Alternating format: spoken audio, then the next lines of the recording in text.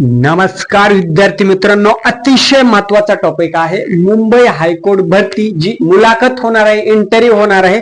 त्याच्यामध्ये असे 10 ते 15 प्रश्न आहेत. त्याची तयारी जर तुम्ही आत्ताच केली तर मुलाखतीला तुम्हाला अगदी सोयीस्कर आणि अगदी सोपं वाटणार आहे.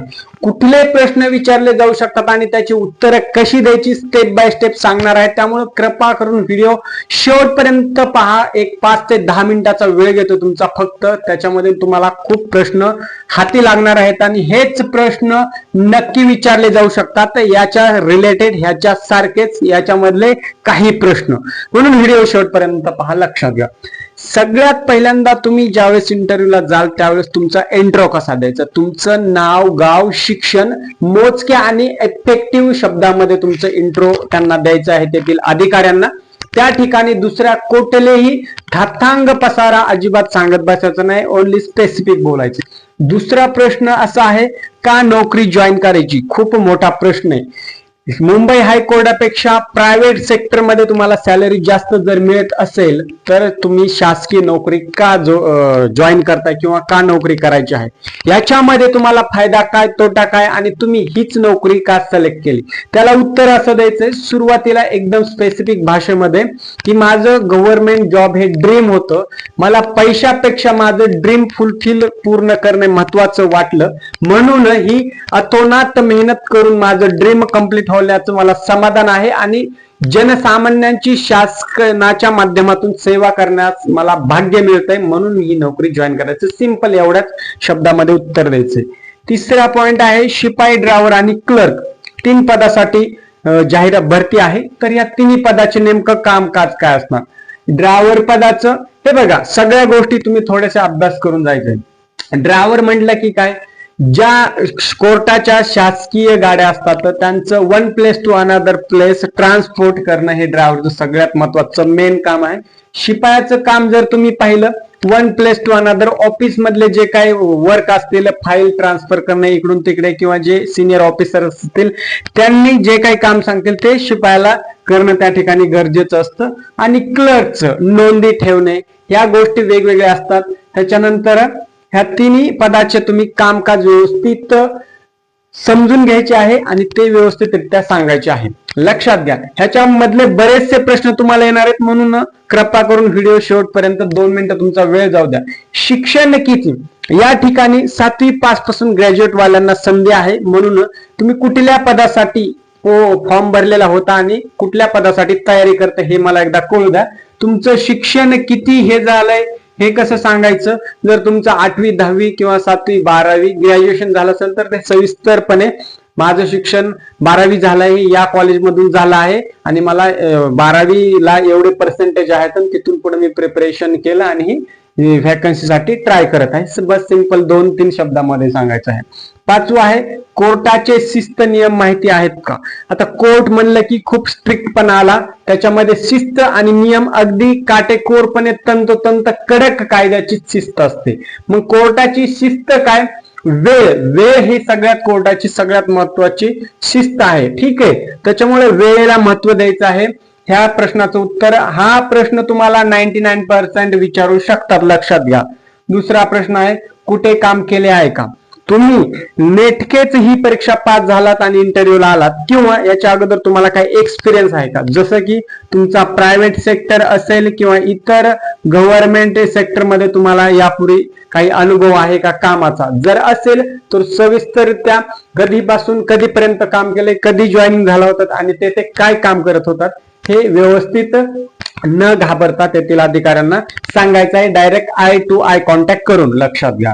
त्याच्यानंतर 7वा प्रश्न आहे, जास्त काम दिलं तर काय कराल? वर्कलोड, गव्हर्नमेंट असो किंवा प्रायव्हेट असो, वर्कलोड सगळीकडेच असतो मित्रांनो, लक्षात घ्या. जर जास्तीचं काम तुमच्यावर पडले तर तुम्ही काय कराल? नोकरी सोडून जाल की आदळआपट कराल, तनतन कराल की हे लक्षात घ्या. ह्या गोष्टी ते तुमचा IQ लेवल चेक करण्यासाठी, तुमचा माइंडसेट चेक करण्यासाठी क्रॉस व्हेरीफाय करत असतात.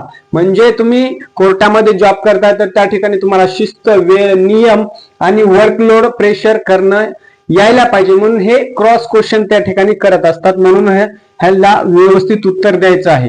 तर याला उत्तर तुम्ही कसं द्याल? जर जास्तीचा ओव्हरलोड असेल तर मी माझ्या वेळेचं तंतोतंत पालन करीन आणि दिलेली कामं वेळेत करीन, म्हणजे जास्त भविष्यामध्ये वर्कलोड राहणार नाही. आणि जरी वर्कलोड पडला तरी एकदम शांततेने सविस्तरपणे सर्व वर्कलोड कसा कमी करता येईल याच्यावर फोकस करून काम करेल, असं सिंपल उत्तर त्या ठिकाणी द्यायचं आहे. 8वा प्रश्न, ताकद आणि कमजोरी. हा प्रश्न स्ट्रेंथ तुमची काय आहे आणि विकनेस तुमचा काय आहे. तुमचं कुठले हा IAS लेवलला सुद्धा इंटरव्ह्यू मध्ये क्वेश्चन विचारला जातात, म्हणून 8वा प्रश्न खूप महत्वाचा आहे आणि याचं उत्तर काय द्यायचं आहे लक्षात घ्या. ताकद म्हणजे काय, मी पॉझिटिव्ह पर्सन आहे आणि सगळी काम करण्यास मी उत्सुक असतो आणि मी सर्वांचे काम वेळेवर करण्यासाठी प्रयत्न करत असतो आणि सर्वांना सोबत घेऊन काम परिपूर्ण करू शकतो, ही माझी झाली ताकद. आता दुसरा पॉइंट, कमजोरी म्हणजे तुमची निगेटिव्हिटी काय, निगेटिव्ह एनर्जी तुमच्यामध्ये काय आहे लक्षात घ्या. जरी तुम्हाला सांगावीशी वाटत नसली तर त्या ठिकाणी सांगणं खूप गरजेचं आहे. इथं खूप टेक्निकली उत्तर द्यायचं आहे. तुमची कमजोरी म्हणजे तेथील अधिकाऱ्यांना सांगायचं की सर माझी कमजोरी अशी आहे, मी सर्व अधिकाऱ्यांचे किंवा सर्व माझ्यासोबतचे जे काम करत आहात त्यांचे सर्वांचे कामे करतो, त्याच्यामुळे माझे जे वर्कलोड आहे तो पेंडिंग राहतो, म्हणजे मी सर्वांना सोबत घेऊन जाण्याचा प्रयत्न करतो परंतु त्याचा बॅक प्रेशर म्हणून माझे काम पेंडिंग राहतात, ही झाली माझी कमजोरी मित्रांनो. ठीक आहे, असं टेक्निकल पद्धतीने त्या ठिकाणी तुम्हाला उत्तर देता आलं पाहिजे. ठीक आहे. 9वा प्रश्न आहे, स्वतःबद्दल 2 मिनिटे. याच्यामध्ये काही पण सांगायचं नाही, लक्षात घ्या. तुमचं नाव गाव, इंट्रोडक्शन आणि स्वतःबद्दल 2 मिनिटे, हा 2 वेगवेगळे प्रश्न आहेत, लक्षात घ्या. इंट्रोडक्शन म्हणजे तुमचं नाव गाव, स्वतःबद्दल म्हणजे 31 सेकंदामध्ये तुमचं नाव गाव आणि तुमचं रोडमॅप कसा असेल लाईफचा त्याबद्दल या ठिकाणी बोलायचं आहे. रोडमॅप म्हणजे काय, तुम्ही आता तुमचं एज एवढं आहे, या एज पासून या एज पर्यंत जॉब करणार, बाकीची समाजासाठी मी काहीतरी 2 गोष्टी करणार, स्वतःसाठी ट्रॅव्हलिंग करणार, हॉबीज असेल ते तुमच्या फॉलो करणार किंवा अजून समाजासाठी काय बेस्ट बेटर करता येईल त्यावर फोकस करणार, पैसा कमवणार, व्हॉट एव्हर जे काही असेल तुमचा रोड मॅप लाईफचा, म्हणजे या एज पासून त्या एज पर्यंत एवढं, त्या एज पासून त्या एज पर्यंत तेवढं रोड मॅप तुम्हाला समजलाच असेल, त्या प्रश्नाचं उत्तर सगळं याच्यामध्ये द्यायचं आहे मित्रांनो, लक्षात घ्या. जाऊ आता पुढचा क्वेश्चन आहे 10वा, कोर्टात गोपनीयता का महत्वाची आहे. खूप आणि अतिशय महत्वाचा प्रश्न आहे. कोर्ट म्हणलं की गोपनीयता म्हणजे खूप सस्पेन्स असतो, लक्षात घ्या. कोर्ट म्हणलं की क्रिमिनल केसेस आल्या, कोर्ट म्हणलं की फॅमिली केसेस आल्या, कोर्ट म्हणलं की गोपनीयता आली, कोर्ट म्हणलं की उत्सुकता आली, कोर्ट म्हणलं की सगळ्याच गोष्टी आल्या, सस्पेन्स आला. म्हणून पुढे समाजात कोर्टातून एखादी गोष्ट निकाल लागायच्या अगोदर जर लीक झाली किंवा नेक्स्ट स्टेप किंवा नेक्स्ट प्रोसेस काय कोर्टाची आहे ती जर एक सेन्सिटिव्ह केस असेल तर ती बाहेर क्राऊड मध्ये जर पसरवली गेली तर त्याचा जन आक्रोशामध्ये रूपांतर होऊ शकतं. म्हणून सस्पेन्स आणि गोपनीयता अतिशय महत्वाची असते. त्या ठिकाणी कुठलाही हानी होऊ नये, तसेच समाजात चुकीचा मेसेज जाऊ नये आणि एका निरपराधी व्यक्तीला त्या ठिकाणी सजा होऊ नये. ह्या गोष्टीची तथा म्हणजे पाळण्यासाठी कोर्टामध्ये गोपनीयता खूप महत्वाची असते, असं त्या ठिकाणी उत्तर द्यायचं आहे. ठीक आहे. त्याच्यानंतर नेक्स्ट क्वेश्चन आहे 11 नंबरचा, संविधान दिन कधी साजरा केला जातो. कोर्ट म्हणलं की संविधानावर सगळं आलं, संविधानाचा अभ्यास करून जा. संविधान दिन कधी साजरा केला जातो, संविधानाचे जनक कोण, संविधानामध्ये एकूण किती कलमे आहेत, वेगवेगळे प्रश्न त्या ठिकाणी सब पॅरल प्रश्न विचारले जाऊ शकतात. फॉर एक्झाम्पल प्रत्येक टाईपचा त्या ठिकाणी मी क्वेश्चन घेतला आहे, असं नाही की हेच प्रश्न येणार, पण याला पॅरल पकडून याच्या रिलेटेड असेच प्रश्न तुम्हाला नक्की 101% येणार आणि ह्या 15 प्रश्नापैकी 1 ते 2 प्रश्न तर 100% येणार. त्यामुळे जोरदार तयारी करायची आणि संपूर्ण व्हिडिओ बघायचा जेणेकरून उत्तर काय द्यायचं तुम्हाला कळेल. लक्षात घ्या, संविधान दिन कधी साजरा केला जातो ह्याचा संविधानाचा अभ्यास करून तुम्ही व्यवस्थितरित्या 2-4 प्रश्न पाठ करून जायचे आहेत. ठीक आहे. त्याच्यानंतर तुम्ही ताणतणावात काम करू शकता का, लास्टचा प्रश्न. इथे सुद्धा आपण सेम प्रश्न विचारला होता, जास्त वर्कलोड असेल तर काय, परंतु हा प्रश्न आणि तो प्रश्न परत वेगळा आहे. इथं ताणतणावात म्हणजे आता काही वेळेस सेन्सिटिव्ह केसेस असतात, सेन्सिटिव्ह मॅटर असतात, त्या ठिकाणी ताणतणाव मोठ्या लेवलला असतो, लक्षात घ्या.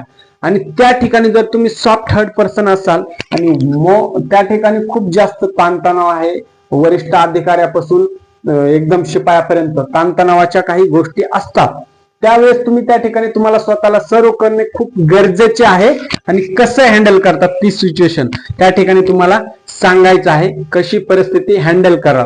जेवढी परिस्थिती तिखट तेवढाच मराठा बिकट, हा मराठी सिनेमातला आपण डायलॉग ऐकलेला आहे. सेम तशा पद्धतीने जेवढे प्रश्न कठीण असतील तेवढे तुम्ही त्याचे एकदम व्यवस्थितरित्या प्रश्नांची उत्तरं देता आली पाहिजे. म्हणूनही आपण हा फक्त पार्ट 1 केलाय. डिटेल इंटरव्ह्यूचे क्वेश्चन अजून तुम्हाला वेगवेगळे याला पॅरल, म्हणजे जेणेकरून तुमची भीती दूर होईल, तुम्हाला सराव होईल आणि नेमके एक्झॅक्ट कुठले प्रश्न विचारले जात असतात. असेच प्रश्न सेम मागील वर्षीच्या भरतीमध्ये, म्हणजे या प्रिव्हियस जी भरती होती त्याच्यामध्ये बरेचसे सेम क्वेश्चन्स या ठिकाणी विचारले गेले होते. म्हणूनही या इंटरव्ह्यूची जोरदार तयारी करा. आणखी तुमचे काही डाऊट प्रश्न असतील कमेंट बॉक्स मध्ये कमेंट करायचे मित्रांनो, आणि भेटूया नवीन अपडेट सोबत, नवीन क्वेश्चन सोबत. तोपर्यंत जय हिंद आणि राम राम मित्रांनो.